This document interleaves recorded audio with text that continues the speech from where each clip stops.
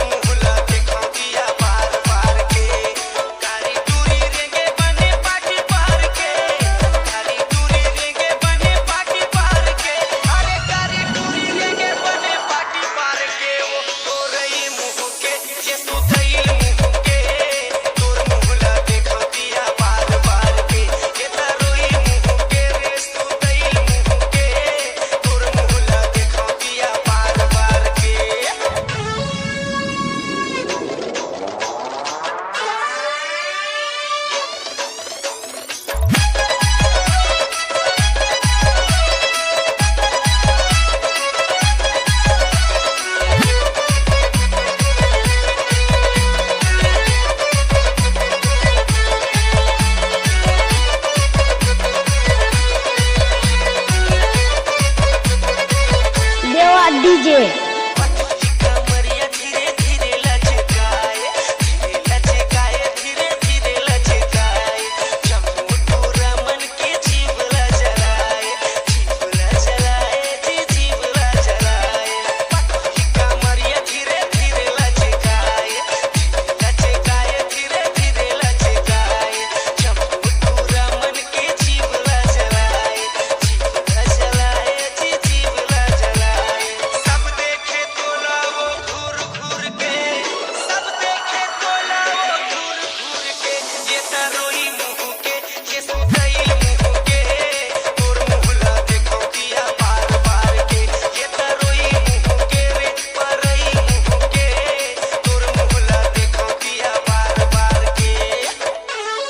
DJ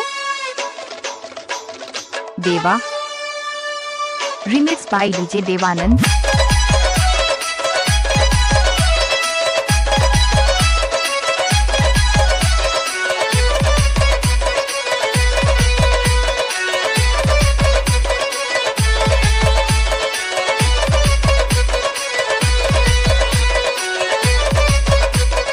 Deva DJ